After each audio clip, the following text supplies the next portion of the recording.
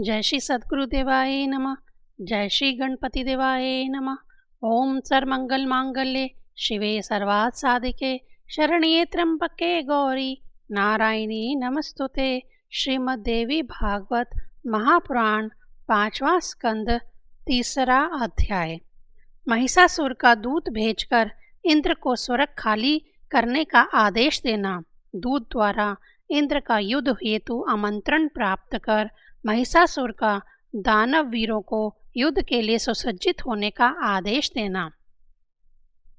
व्यास जी बोले, इस प्रकार वरदान पाने के कारण अभिमान युक्त उस महाबली दानव महिषासुर ने राज्य प्राप्त करके संपूर्ण जगत को अपने अधीन कर लिया। उसने समुद्र पर्यंत सारी पृथ्वी को अपने बाहुबल से जीतकर शत्रु समुदाय से रहित कर दिया और वह निर्भय होकर एक छत्र राज्य करने लगा। उनका सेनाध्यक्ष चक्षुर महापराक्रमी एवं मदमत्त था। त्राम उसका कोष अध्यक्ष था, जिसके पास 10,000 सैनिक थे। उस समय असीलोमा, उर्ध्रक, बिंडलाख्य, बशकल, त्रिनेत्र तथा बलोन्मत्त कालबंधक इन दानवों ने अपनी अपनी विशाल सेनाओं के साथ सागरांत समृद्धशालिनी पृथ्वी को घेर कर राज्य स्थापित किया। जो पुराने नरेश थे वे भी अब महिषासुर को कर देने लगे। उनमें भी जो स्वाभिमानी थे और क्षत्रिय और शात्र धर्म अनुसार जिन्होंने उनका सामना किया वे मार डाले गए। हे महाराज, संपूर्ण भूमंडल पर ब्राह्मण लोग महिषासुर के अधीन हो गए और उसे यज्ञ भाग देने लगे। इस प्रकार एक छत्र राज्य स्थापित करके वरदान से गर्वित वह महिषासुर स्वर्ग पर भी विजय प्राप्त करने की अभिलाषा करने लगा। महिषासुर ने इंद्र के पास अपना एक दूत भेजा। उस दैत्यराज ने दूत को बुलाकर उससे कहा, हे वीर जाओ, हे महाभाव तुम मेरा दूत कार्य करो। हे अनग, तुम निडर होकर स्वर्ग में देवताओं के पास जाकर वहां इंद्र से कहो, हे सहस्त्राक्ष तुम स्वर्ग छोड़ दो और अपनी इच्छा के अनुसार जहाँ चाहो शीघ्र चले जाओ, अथवा हे देवेश महान महिषासुर की सेवा करो। यदि तुम राजा महिषासुर की शरणागति स्वीकार कर लो तो वे तुम्हारी रक्षा अवश्य करेंगे। अतएव हे इंद्र, तुम महिषासुर की शरण में चले जाओ। अन्यथा हे बलसूदन, युद्ध के लिए शीघ्र ही अपना वज्र उठा लो। हमारे पूर्वजों ने भी तुम्हें पराजित किया है, अतएव हम तुम्हारा पुरुषार्थ जानते हैं। अहल्या के साथ अनाचार करने वाले तथा देव समुदाय के अधिपति हे इंद्र, मैं तुम्हारे बल से भली भांति परिचित हूँ। तुम मेरे साथ युद्ध करो अथवा जहाँ तुम्हारा मन करे वहाँ चले जाओ। व्यास जी बोले, हे नृपश्रेष्ठ, दूत का वचन सुनकर इंद्र कुपित हो उठे। फिर भी उन्होंने मुस्कुराकर दूत से कहा, हे मंदबुद्धि, मैं यह नहीं जान पा रहा हूँ कि तुम अभिमान के मद में इतना चूर क्यों हो गए हो। मैं तुम्हारे स्वामी महिषासुर के अभिमान रूपी इस रोग की चिकित्सा अवश्य करूँगा। इसके बाद मैं इस रोग को जड़ से नष्ट कर दूंगा। हे दूत, अब तुम जाओ और उस महिषासुर से मेरी कही गई बात बता दो। शिष्ट जनों को चाहिए कि दूतों का वध ना करें, अतः मैं तुम्हें छोड़ दे रहा हूँ। वहां जाकर मेरी तरफ से उनसे कहना, हे महिषी पुत्र, यदि तुम्हारी युद्ध करने की इच्छा हो तो शीघ्र आ जाओ। हे महिषासुर, तुम तो घास खाने वाले जड़ प्रकृति के जीव हो, अतः मुझे तुम्हारा बल ज्ञात है। मैं तुम्हारे सींगों से एक सुदृढ़ धनुष बनाऊंगा। तुम्हारे अभिमान का कारण मुझे विदित है। तुम्हें अपने सींगों के बल पर गर्व है, अतएव तुम्हारी सींगों को काटकर मैं उस अभिमान बल को समाप्त कर दूंगा। हे महिषाधम, जिन सींगों के बल पर तुम गर्वोन्मत्त हो तथा अपने को सर्वसमर्थ समझते हो, केवल उन्हीं के आघात करने में तुम कुशल हो, युद्ध करने में तुम दक्ष नहीं हो सकते। व्यास जी बोले, देवराज इंद्र के ऐसा कहने पर वह दूत तत्काल वहां से चल दिया। वह उन्मत्त महिषासुर के पास पहुंचा और उसे प्रणाम करके कहने लगा। दूत बोला, हे राजन, वह देवराज इंद्र आपको कुछ भी नहीं समझ रहा है। देवसेना से संपन्न होने के कारण वह अपने को पूर्ण बलवान मानता है। उस मूर्ख ने जो कुछ कहा है उसके अतिरिक्त दूसरी बात मैं कैसे कहूँ। सेवक को अपने स्वामी के समक्ष सत्य तथा प्रिय वाणी बोलनी चाहिए। कल्याण की इच्छा रखने वाले सेवक को अपने स्वामी के आगे सदा सत्य तथा प्रिय वचन बोलना चाहिए। हे महाराज, यही नीति संसार में सदा से कल्याणप्रद होती आई है। किंतु यदि केवल प्रिय लगने वाली बात ही कहूँ तो इससे आपका कार्य सिद्ध नहीं होगा। साथ ही अपना कल्याण चाहने वाले सेवक को अपने स्वामी से कठोर बात कभी नहीं कहनी चाहिए। हे नाथ, शत्रु के मुख से जिस तरह की विष तुल्य बातें निकलती हैं, उस तरह की बातें सेवक के मुख से कैसे निकल सकती हैं। हे पृथ्वीपते, इंद्र ने जिस प्रकार के वाक्य बोले हैं उन्हें कह सकने में मेरी जीवा कभी भी समर्थ नहीं है। व्यास जी बोले, उस दूत का रहस्यपूर्ण वचन सुनकर घास खाने वाले महिषासुर का मन पूर्ण रूप से क्रोध के वशीभूत हो गया। सभी दैत्यों को बुलाकर क्रोध के मारे लाल आंखों वाला महिषासुर अपनी पूंछ पीठ पर रख करके मूत्र त्याग करते हुए उनसे कहने लगा, हे दैत्यों, तुम इंद्र निश्चय ही युद्ध करना चाहता है। वह इंद्र निश्चय ही युद्ध करना चाहता है, अतः तुम लोग सेना संगठित करो, हमें उस देव अधम को जीतना है। मेरे सन्मुख भला कौन प्रकर्मी बन सकता है। यदि उस इंद्र के समान करोड़ों लोग भी मेरे सामने आ जाएं तो भी मैं नहीं डरता। तब उस अकेले इंद्र से कैसे डर सकता हूँ। उसको तो मैं अब निश्चित रूप से मार डालूंगा। वह इंद्र शांत स्वभाव वाले लोगों पर अपने पराक्रम का प्रदर्शन तथा तपस्वियों पर अपने बल का प्रयोग करता है। वह मायावी, व्याभाचारी तथा दूसरे की स्त्री को हरण करने वाला है। वह दुष्ट अपनी अप्सराओं के बलबूते दूसरों का तपस्या में विघ्न डालता है। शत्रु की कमजोरी देखकर अवसरवादिता का लाभ उठाकर उस पर प्रहार करता है। वह सदा से पाप कृत्यों में रत रहने वाला तथा घोर विश्वासघात करने वाला है। भय के मारे उस छली इंद्र ने पहले विश्वास प्रदर्शन के लिए अनेक प्रकार की शपथें खाकर नमुची नामक दैत्य से संधि स्थापित की, किंतु बाद में उस दुष्ट आत्मा ने छल पूर्वक नमुची को मार डाला। विष्णु तो कपट का आचार्य, मायावी, झूठा, प्रतिज्ञा करने में बड़ा ही कुशल, बहुरूपिया, सैन्य बल का संचय करने वाला तथा महान पखंडी है। उसी ने सूकर का रूप धारण करके हरणाक्ष का वध कर डाला और नहरसी का रूप धारण करके हिरण्यकश्यप का संहार किया।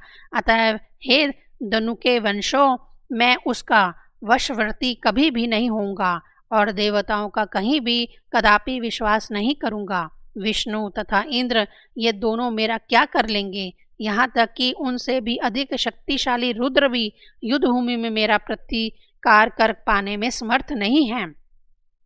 इंद्र, वरुण, यम, कुबेर, अग्नि, चंद्रमा तथा सूर्य को जीतकर मैं स्वर्ग पर अधिकार कर लूंगा।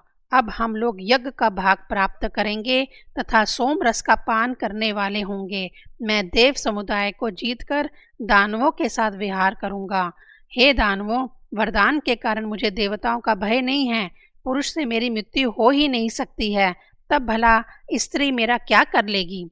हे गुप्तचरों, पताल में तथा पर्वतों पर रहने वाले बड़े बड़े दानव वीरों को तत्काल यहाँ बुलाकर उन्हें मेरी सेनाओं का अध्यक्ष बना दो। हे दानवों, मैं तो अकेला ही समस्त देवताओं को जीतने में समर्थ हूँ, फिर भी शोभा बढ़ाने की दृष्टि से आप सबको भी बुलाकर देवताओं के साथ होने वाले संग्राम में ले चलूँगा। मैं अपने सींगों तथा खुरों से देवताओं को निश्चित रूप से मार डालूंगा। वरदान के प्रभाव से मुझे देवताओं से भय नहीं है। देवता, दानव तथा मनुष्य सभी से मैं अवैध हूँ। अतः आप सब देवलोक पर विजय प्राप्त करने के लिए अब तैयार हो जाओ। हे दैत्यों, देवलोक को जीतकर मैं नंदन वन में विहार करूंगा। मंदार पुष्प की मालाएं धारण करके आप लोग देवांगनाओं के साथ रहेंगे, कामधेनु के दुग्ध का सेवन करेंगे, प्रसन्नता पूर्वक अमृत पान करेंगे और देवताओं तथा गंधर्वों के गीतों तथा मनमोहक हाव भाव युक्त नृत्यों का आनंद लेंगे। उर्वशी, मेनका, रंभा, घृताची, त्रिलोत्तमा, प्रमरद्वारा, महासेन, मृषकेशी, मंदोटकटा, विप्रप्रचिति इत्यादि नित्य तथा गायन कला में अति निपुण अप्सराएं विविध प्रकार के मद पिलाकर आप सभी का मनोरंजन करेंगी। देवताओं के साथ युद्ध करने के लिए देवलोक के लिए प्रस्थान करना यदि आप लोगों को उचित लगे तो आप सब उत्तम मंगलाचार संपन्न करके आज ही चलने के लिए तैयार हो जाइए। समस्त दानवों की रक्षा के लिए मुनि श्रेष्ठ शुक्राचार्य को बुलाकर उनका पूजन करके उन परम गुरु को यज्ञ कार्य में नियुक्त कीजिए।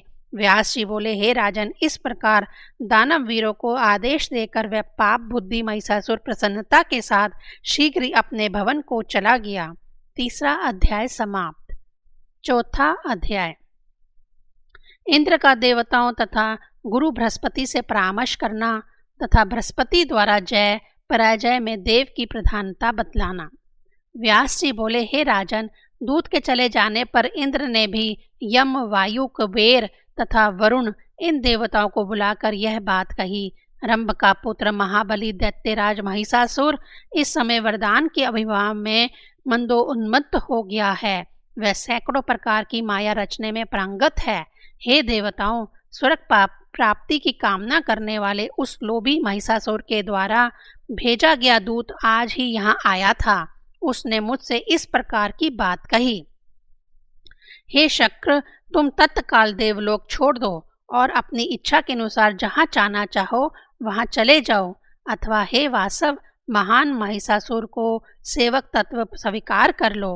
वे दैत्यराज महिषासुर बड़े दयालु हैं। वे आपके लिए किसी जीविका का प्रबंध अवश्य ही कर देंगे। विनम्र सेवकों पर वे कभी भी क्रोध नहीं करते हैं। हे देवेश, यदि आपको यह स्वीकार नहीं है तो युद्ध के लिए सेना के संगठन में जुट जाइए।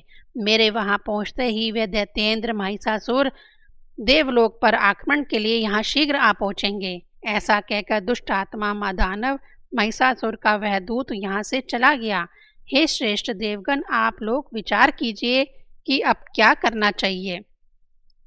हे देवताओं, स्वयं बलवान होते हुए भी अत्यंत दुर्बल शत्रु की भी उपेक्षा नहीं करनी चाहिए। अपने बल का अभिमान करने वाले बलशाली तथा सदा उद्यमशील शत्रु की तो विशेष रूप से उपेक्षा नहीं करनी चाहिए। अतः हम लोगों को अपने बल तथा विवेक के अनुसार पुरुषार्थ अवश्य ही करना चाहिए।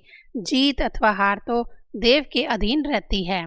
इस परिस्थिति में संधि की तो संभावना नहीं है, क्योंकि नीच के साथ की गई संधि व्यर्थ सिद्ध होती है।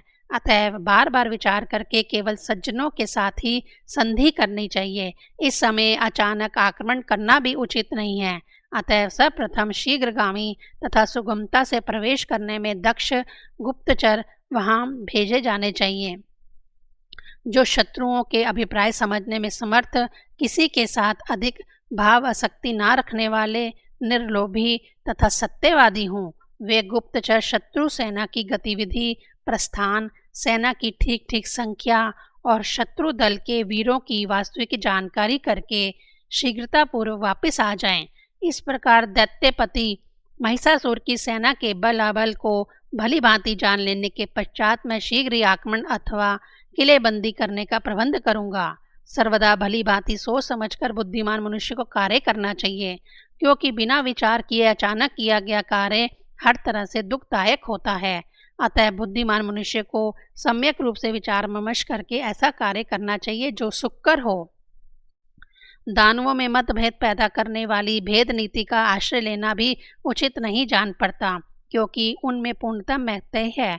अतः इस कार्य के लिए पहले गुप्तचर भेजे जाएं। उनके द्वारा उन दानवों के बलाबल को जानने के पश्चात श्रेष्ठ नीतिविदों से भली भांति विचार करके उन कार्यों के लिए नीति निर्धारित की जानी चाहिए। नीति से हटकर किया गया कार्य अज्ञात औषधि के सेवन से उत्पन्न होने वाले कष्ट की भांति विपरीत फल देने वाला होता है।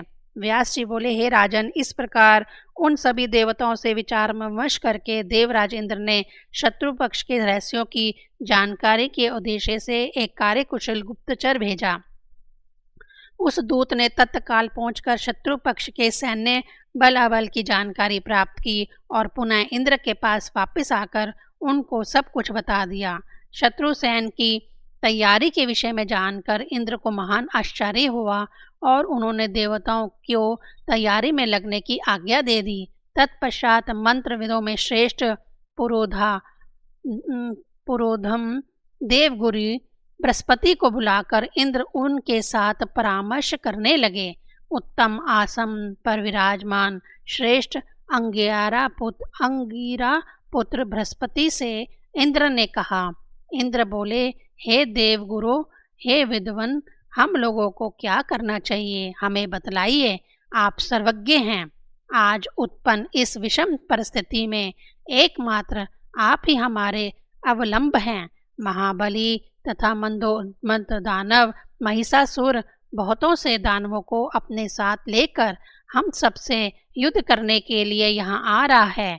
आप मंत्रणाबद्ध हैं, अतएव इस समय कोई प्रतिक्रियात्मक युक्ति बताने की कृपा करें। जैसा शुक्राचार्य दानवों की रक्षा करते हैं, उसी प्रकार हम देवताओं के कष्ट का निवारण करने हेतु आप सदा उद्यत रहते हैं। व्यास जी बोले, यह वचन सुनकर अपने मन में भली भांति सोचकर सदा कार्य सिद्धि के लिए तत्पर रहने वाले बृहस्पति इंद्र से कहने लगे। गुरु बोले, हे देवेंद्र, आप निश्चिंत हो जाइए। हे महान अनुभव, धैर्य धारण कीजिए। विषम परिस्थिति आ जाने पर सहसा धैर्य नहीं खोना चाहिए।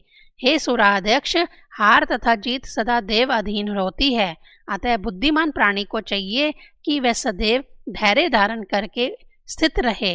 हे शतकृत्य होनी होकर रहती है, ऐसा समझते हुए मनुष्य को अपनी सामर्थ्य के अनुसार सदा उद्यम करना चाहिए। सब कुछ देव के अधीन है, यह जानते हुए भी योग ध्यान प्रयाण मुनिगण भी मुक्ति प्राप्ति हेतु निरंतर उद्यमशील रहते हैं। अतः मनुष्य को अपने सामर्थ्य अनुसार सदैव उद्योग करते रहना चाहिए। सुख मिले अथवा ना मिले, इस देव अधीन विषय में चिंता की क्या आवश्यकता। बिना पुरुषार्थ किए ही संयोग से सिद्धि मिल जाए, ऐसा मानकर अंधे तथा लंगड़े की भांति आक्रमण्य होकर प्रसन्नतापूर्वक पड़े रहना उचित नहीं है। पुरुषार्थ करने पर भी यदि सिद्धि नहीं मिलती है तो इसमें उस व्यक्ति का कोई अपराध नहीं है, क्योंकि प्रत्येक शरीरधारी सदा देव के अधीन रहता है। कार्य की सिद्धि न सेना से, न मंत्र से, न मंत्रणा से, न रथ से और न तो आयुधों से मिलती है। हे सुरेंद्र, सफलता तो निश्चित रूप से देव के अधीन रहती है। ऐसा भी देखा जाता है कि बलशाली कष्ट पाता है तथा बलहीन सुख उपभोग करता है। बुद्धिमान भूखा ही सो जाता है और बुद्धिहीन अनेक उत्तम भोज्य पदार्थों का सेवन करता है। कायर व्यक्ति की जीत हो जाती है तथा वीर पराजित हो जाता है। हे सुराधिपति, यह समस्त जगत ही देव के अधीन है, तो फिर चिंता की आवश्यकता ही क्या। ऐसा दृढ़ विश्वास करके भाग्य को उद्योग के साथ संयोजित कर देना चाहिए। उद्योग करने के बाद सुख प्राप्त हो अथवा दुख, इन दोनों के विषय में किसी भी प्रकार की चिंता नहीं करनी चाहिए। दुख आने पर अपने को अधिक दुखी जनों को तथा सुख आने पर अधिक सुखी व्यक्ति को देखना चाहिए। अपने आप को शत्रु तुल्य हर्ष तथा शोक को अर्पित नहीं करना चाहिए। बुद्धिमान पुरुष को हर्ष या शोक के उपस्थित होने पर धैर्य का अवलंबन करना चाहिए। अधीर हो जाने से जैसा दुख प्राप्त होता है, वैसा दुख धैर्य करने से कभी नहीं होता, किंतु सुख तथा दुख के अवसर पर सहनशील बने रहना अति दुर्लभ है। जब हर्ष अथवा शोक उत्पन्न हो, तब अपनी बुद्धि से निश्चय करके उससे अप्रभावित बने रहना चाहिए। वैसी परिस्थिति में सोचना चाहिए कि दुख क्या है और यह दुख किसे होता है। मैं तो सदा गुणों से रहित और अविनाशी हूँ। मैं तो 24 तत्वों से भिन्न आत्म तत्व हूँ। तब सुख अथवा दुख से मेरा क्या प्रयोजन। भूख तथा प्रयास का संबंध प्राण से, शोक तथा मोह का संबंध मन से एवं जरा और मृत्यु का संबंध शरीर से है। मैं तो इन छहों उर्मियों से रहित कल्याण स्वरूप हूँ। शोक तथा मोह शरीर के गुण हैं, इनके विषय में सोचने की मुझे क्या आवश्यकता है। मैं ना शरीर हूँ और ना तो इसमें मेरा कोई संबंध है। मैं तो महदादि 7 विकृतियों, एक प्राकृतिक तथा 16 विकारों से पृथक रहने वाला सदा सुख स्वरूप हूँ। मैं ना प्राकृतिक हूँ और ना तो विकृत हूँ, तब मुझे दुख किस बात का। हे देवेश, अपने मन में ऐसा निश्चय करके आप ममता रहित हो जाइए। हे शतयज्ञ कर्ता इंद्र, आपके दुख नाश का यही प्रधान उपाय है। क्योंकि ममता सबसे बड़ा दुख है और निर्ममता सबसे बड़ा सुख है। हे शचीपते, संतोष से बढ़कर सुख का कोई भी स्थान नहीं है। अथवा हे देवराज, यदि आपके पास ममता को नष्ट करने वाले अज्ञान का भाव हो तो प्रारब्ध के विषय में विवेक का आश्रय लेना परम आवश्यक है। बिना भोग के प्रारब्ध कर्मों का नाश कभी नहीं हो सकता। हे आर्य, सभी देवता आपके सहायक हों अथवा केवल आपकी बुद्धि सहायक बने, जो होना है वह तो होके रहेगा, तब सुख अथवा दुख के विषय में चिंता क्या। हे महाभाग, सुख के उपभोग में पुण्य का क्षय होता है और दुख भोगने से पाप का नाश होता है। अतः बुद्धिमान पुरुषों को सुख क्षय की स्थिति में हर प्रकार से प्रसन्नता का अनुभव करना चाहिए। अथवा हे महाराज, यदि आपकी इच्छा हो तो विधिवत परामर्श करके आप यत्न करने में तत्पर हो जाइए। प्रयत्न करने पर जो भी होना होगा वही होगा। चौथा अध्याय समाप्त। ओम ऐं ह्रीं क्लीं चामुंडायै विच्चे।